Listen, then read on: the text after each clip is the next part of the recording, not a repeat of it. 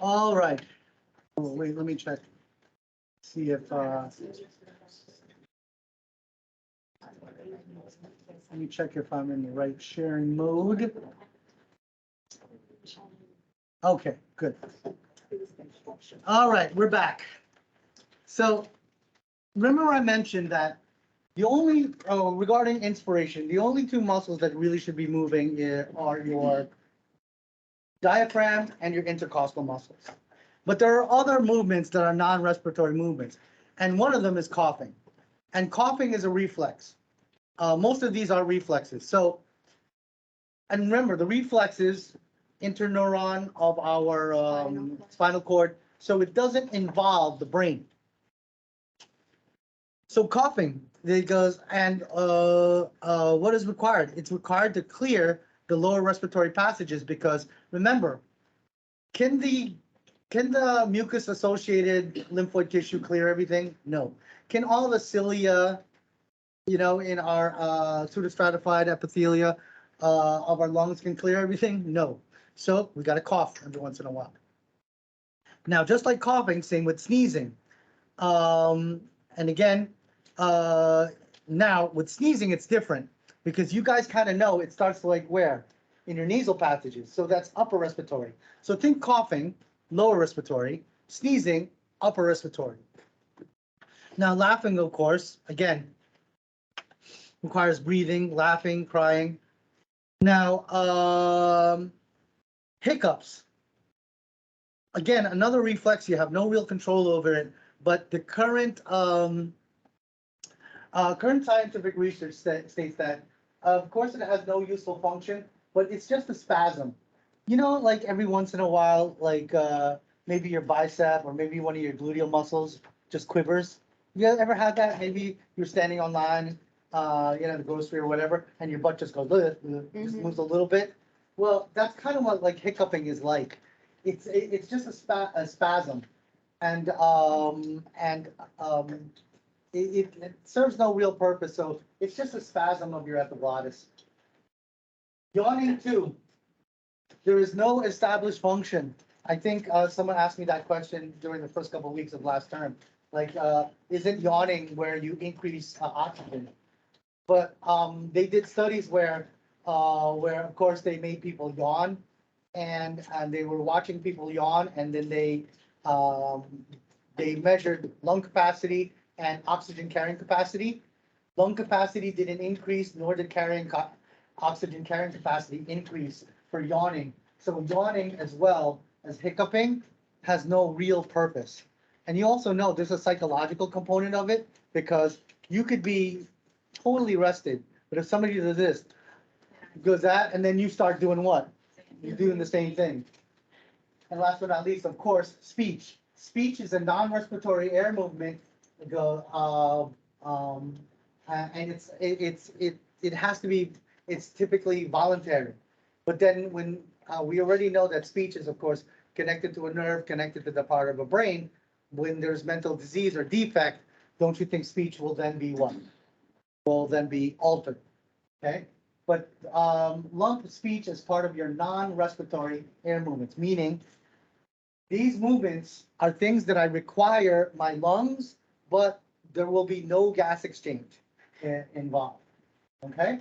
So coughing, think lower respiratory tract, sneezing, upper respiratory tract, laughing and crying, again, expression, and again, for patient with mental disease or defect. That's why if you see somebody laughing, right, don't automatically assume your patient is what? Happy. If you see crying, don't automatically assume the patient is sad, right? Because again, with mental disease and defect, laughing, crying, and speech will be altered considerably. And we've all met a person or two like that, like they were laughing way too much at something that wasn't that funny, or they were crying at something that wasn't that sad, or started to tear up. Ever meet somebody? Remember I told you about Sarah Sunshine? She was so hyper emotional, but she didn't have any mental disease or defect. But we already talked about it in class. All of us have varying personalities, and these personalities do what? they fluctuate, right? You guys know there's some days I'm ultra goofy. I'll tell every story, but today, like today, I think I'm on point. I think I'm okay today. I made a conscious decision because I was listening to the other lectures and I'm like, man, I go off the rails every 6 minutes. And I go, let's not do that. So the control of breathing, of course you have your respiratory area. Where's the cardiac area? Just as a quick review. Who controls the rhythmicity of my heart? Rhymes with medulla oblongata. Okay, medulla oblongata. So the respiratory area. So what goes, we have the medullatory area and they have your VRG and DRG. So your VRG is your ventral respiratory group, right? So in your medulla. So ventral means what? It's got to be where? In the front. So think ventral respiratory, that's your rhythm of breathing, okay?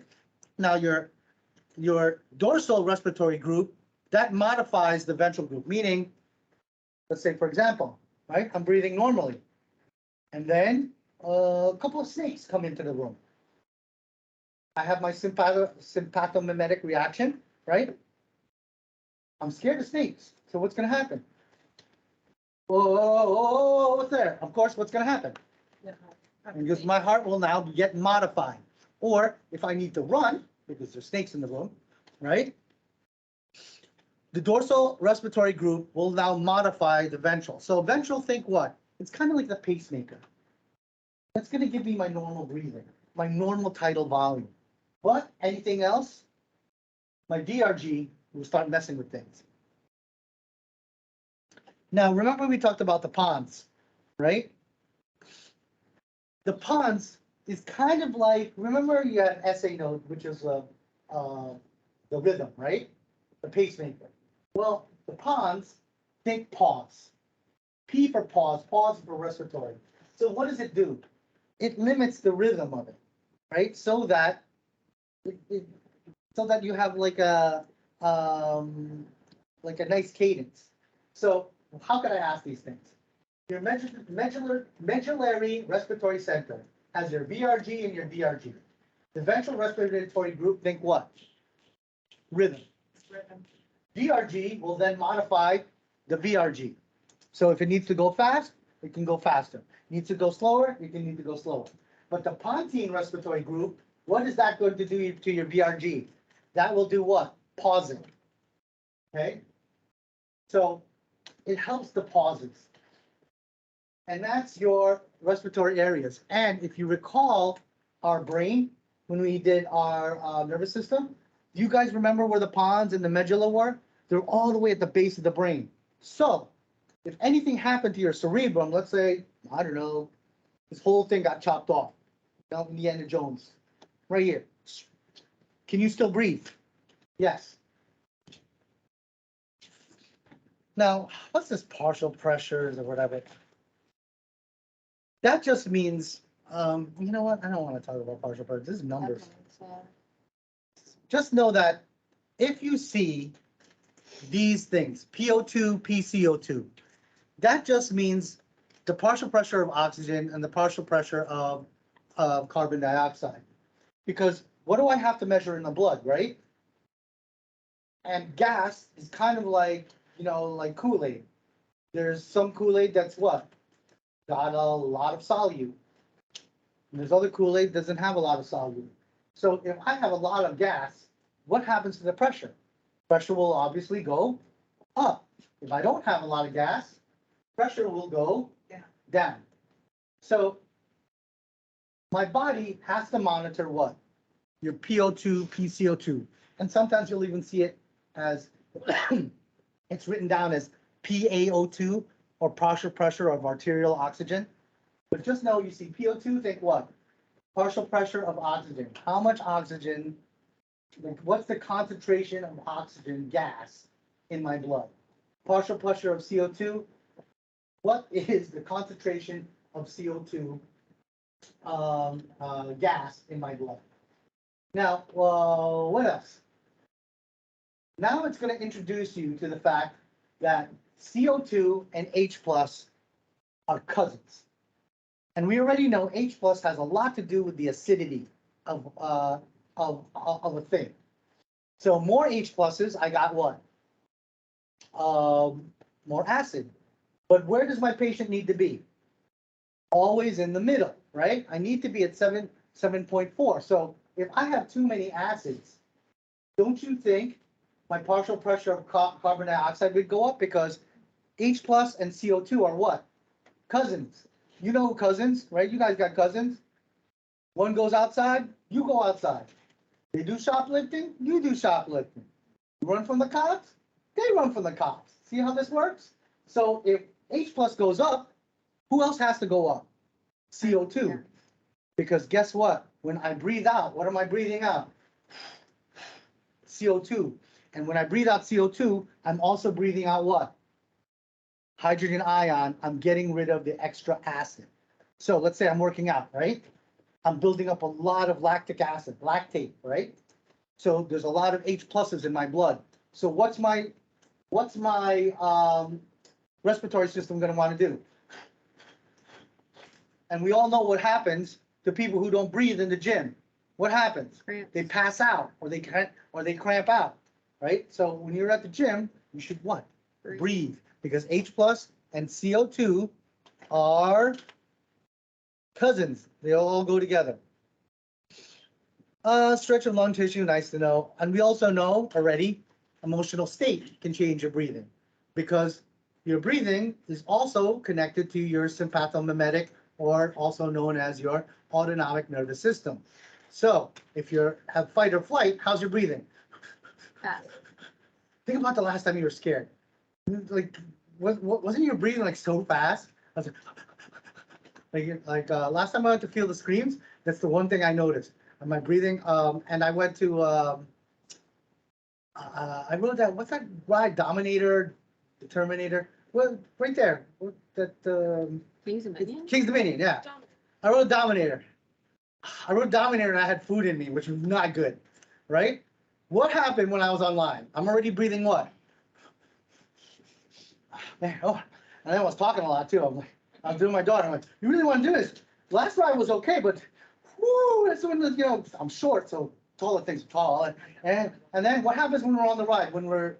And Dominator is so smooth, so it doesn't have that click, click, click, click, click, click, click when it's going up. So when it was going up, it's going up. So that was making me worse, right? Because at least the clanking kind of warned me when it's at the top, because I had my eye like partially closed like this. So what happened to my breathing now? What's my DRG now doing to my BRG? It's modifying it, because now what? I'm in an emotional state.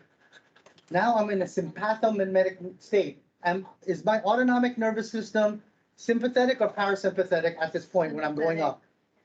It's sympathetic, right? Then what's happening? What's happening? My heart rate up. How are my pupils? Even though my eyes shut like this, the one right eye that was open had maybe 8 millimeter pupil. Because I just, you know when you watch a horror film, you're like, no, no, no, but you're like this, you just kind of partially see it. And then when we got to the top, my breathing was so fast, I stopped breathing. You ever have like you start hyperventilating and it's like, and then it went over the top, and then everyone started screaming, and then the next thing I know, I want to scream, I can't scream. And my daughter's like, looking at me like, I'm going. Right? And then after it was all done, right? Because this is a painful experience. Yes? What happens? Endorphins, enkephalins, and serotonin. And then serotonin is also linked to what? Antidepressive. So how did I feel when I got off the denominator? I'm going to keep on calling it the denominator. Right? What is it? Dominator, right? I got off. I was like, what? I was a little shaky in my knees, and then what? You want to go again? And then what? You're higher than a kite, because now the endorphins did what? Give you that high. And in that first couple of minutes, do I want to ride it again? Man, that was nothing. I'll do this again. And then a couple of minutes pass, you start shaking. Then your GI starts catching up. Then you want to vomit. Then you sit down and go, oh Lord, oh my God, I'm never going to go do that again. And then my nephew goes, he said, we're going. And then what did I have to do? Do it again. I had to do it again. This time, did the same exact thing happen? No. Much worse. Because this time I was able to scream. And then that's when I lost my voice. So you can see now, emotional state, level of physical activity, right? Receptors, including mechano and central. because we now know what? It's all related to sympathomimetic lines or autonomic nervous system or your sympathetic nervous system. Now, don't you think that all the arteries and veins in my neck are gonna sense the tension? And then what's it gonna do? It's going to then tell my DRG to do what? Modify VRG. We need a whole bunch of oxygen because trouble's coming. And what's it gonna tell my pontine? It's gonna tell my pons, hey, take out those pauses because, man, I need to breathe what? Much faster.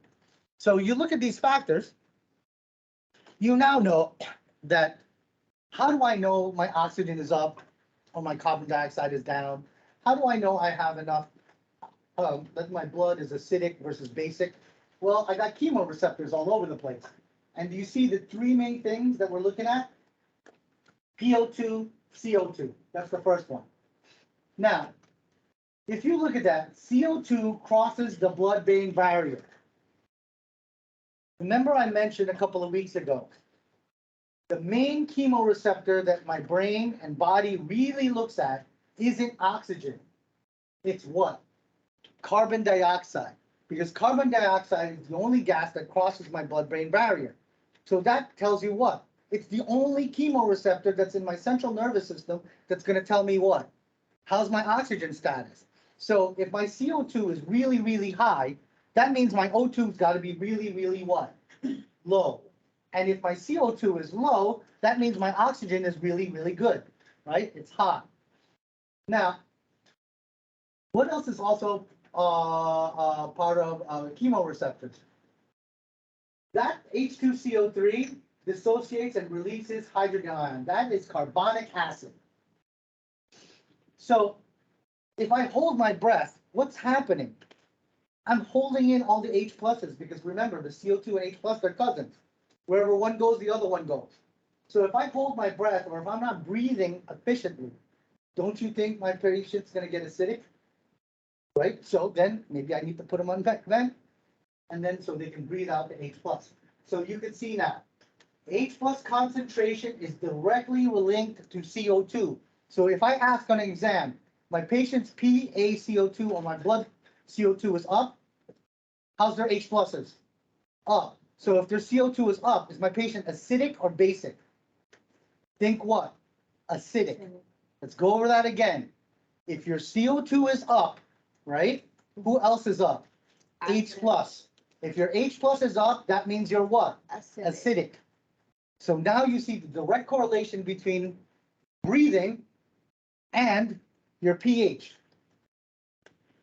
Because I need to breathe. And if you don't breathe, you're going to do what? You're going to hold in H plus and then you're going to become acidic, and that's not good.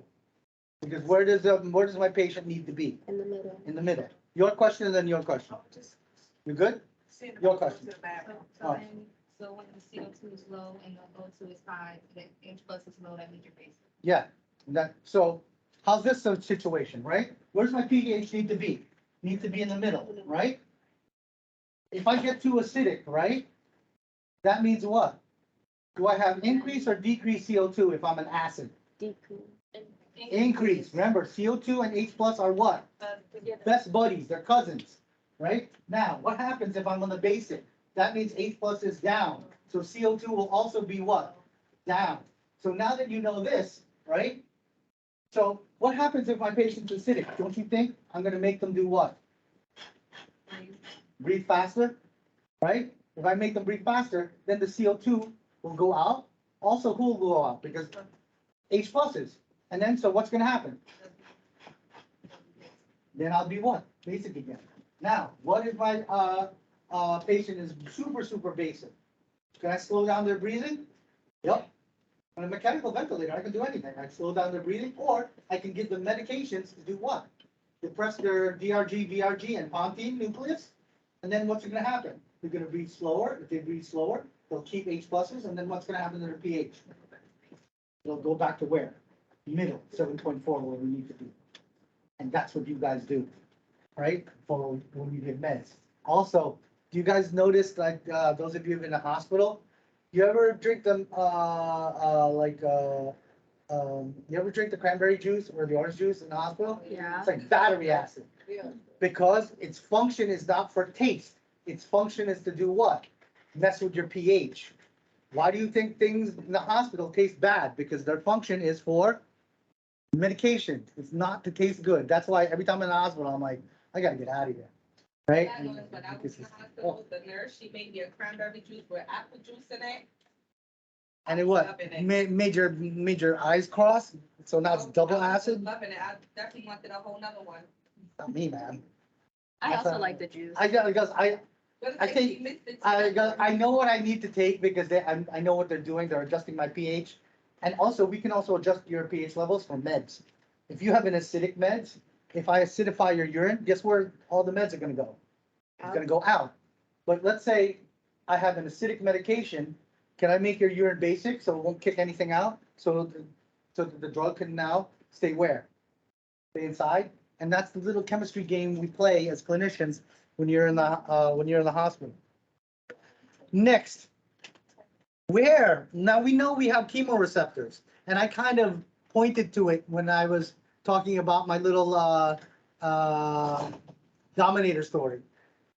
You have it here in your carotid and your aortic bodies. So your aorta, of course, has got this huge aortic arch coming from your left ventricle, and one of the branches in your aortic arch is your carotid arteries. So what's the best place to talk about blood pressure and breathing?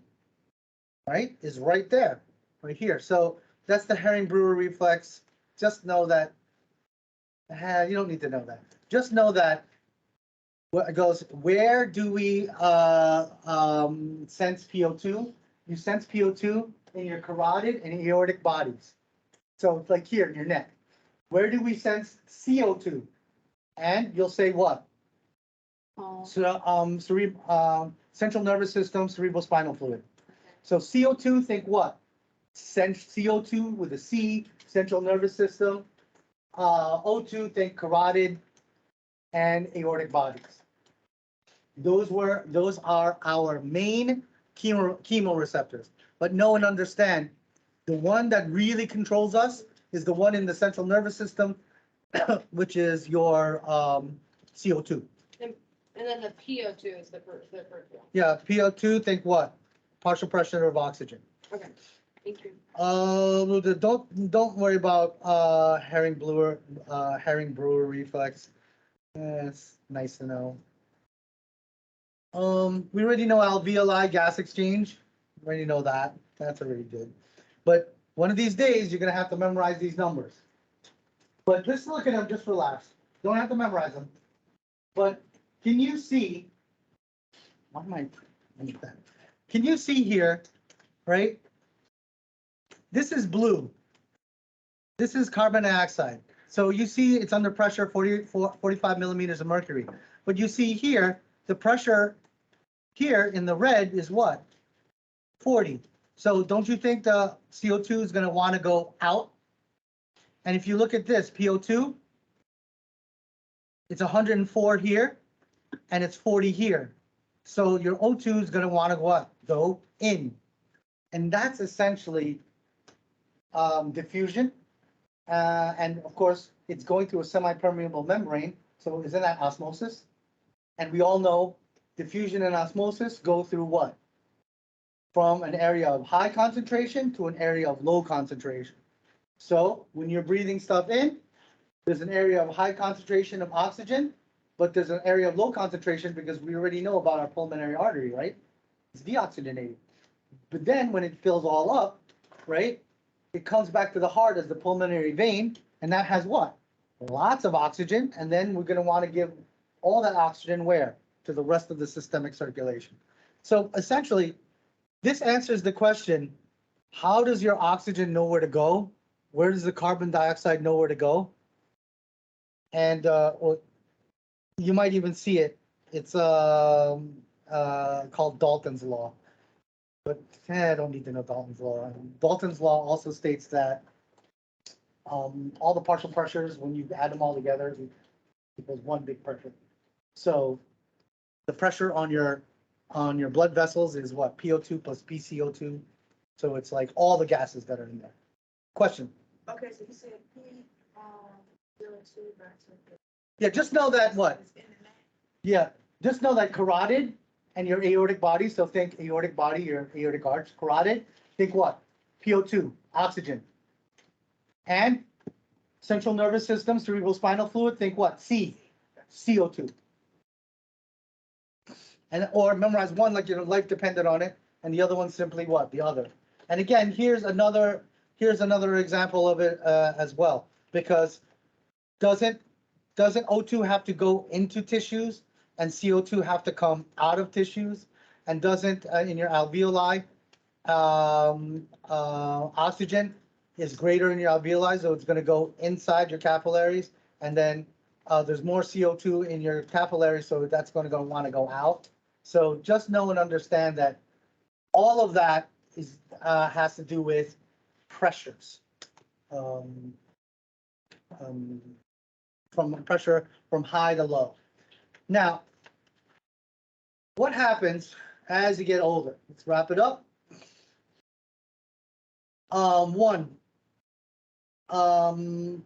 We know that we don't have much ATP. The efficiency of ATP gets less. We already learned that. So once we know that, that means our cilia, mucus, a whole bunch of things will become less. Now, so less cilia, less movement, and mucus. We already know that older patients get dehydrated a little bit quicker than younger patients. So if I remove the water from mucus, what happens to the mucus? It gets what? All stuffed up, right? And then you have congestion. And that is why if you want your patient to expectorate or get the mucus out, number one is always water, and it's called the sol layer, SOL, and that's actually you can give the patient Mucinex all day and every day or whatever, but what's better? Water. You have your patient have just a nice couple glasses of water, because when you're coughing, don't you get rid of water vapor?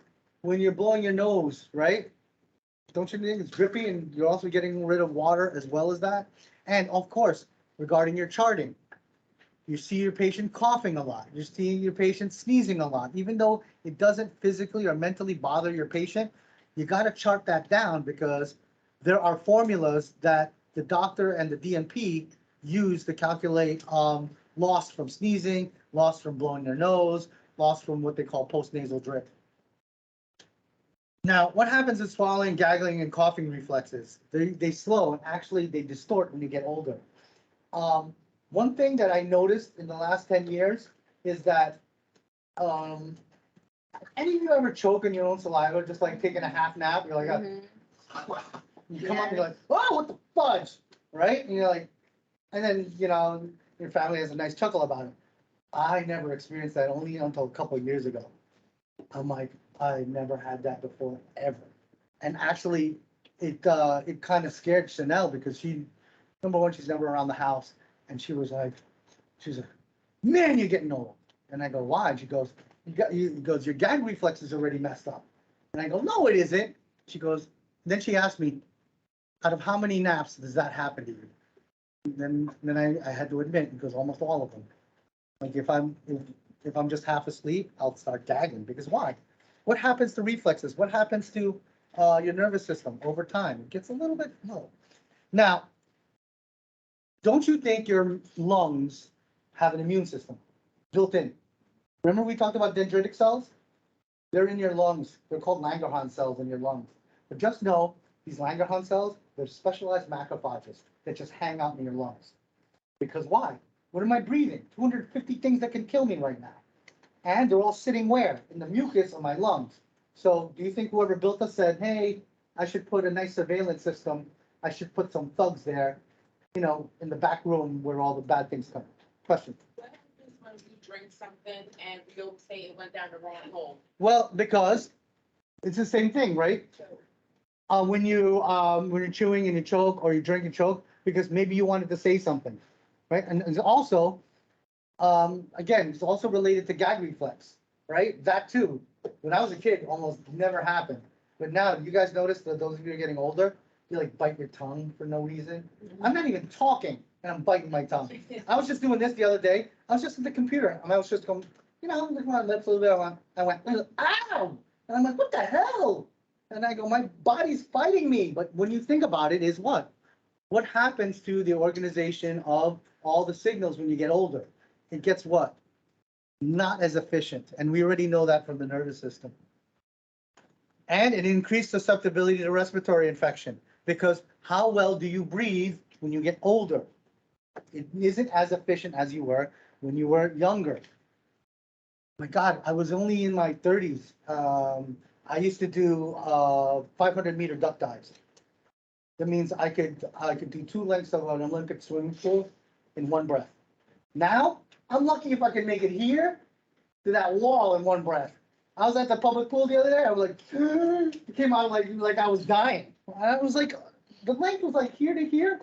I remember I counted like 4 Mississippi. It was like 1 Mississippi, 2, and then I came out. But then, of course, I look at Duke, my son. I see him do duck dives, and I'm like, Jesus, when is he gonna get up? That's kind of creepy. He did what? He did 3 lengths, and then he came out and came up like this.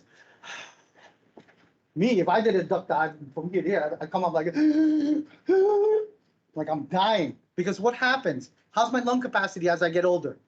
Shrinks. How's my lung capacity after all those years of smoking? Shrinks. How's my lung capacity after all those years of chronic bronchitis? Shrinks. So, is it any mystery that I can't hold my breath like I did when I was in my 20s? No, it's just what it is. So if you don't have an efficiency of breathing out and getting rid of this stuff, don't you think you will have a greater susceptibility to lower respiratory tract infections? Yeah. I don't think I've ever had any lower respiratory tract infection until I was well into my 30s. Everything else was a cold, but then just, it just went away. But then, get older. Connective tissue, we already know about cartilage. It gets what? Stiffer. Connective tissue in the bronchioles, right? Again, all those times you're getting sick, what happens? Remember what I stated when you get a pathology? When you get sick and you recover, are you better than you were before you got sick? No. No, you're just a little bit what? A little bit damaged, right? But then what happens if the process is chronic? Decades. The damage will then be what? Considerable. Alveolar walls are thin, alveoli merge, and of course, not as flexible, and it'll of course decrease gas exchange. So whenever we're talking about lifestyle, think what? Negative. But again, these things are also dependent on, especially for the respiratory, it's also dependent. Is my patient smoker? Does my patient have any lung pathology? I told you guys that I got worms in my lung last time I was in Cambodia. Yeah, it's called Loeffler syndrome.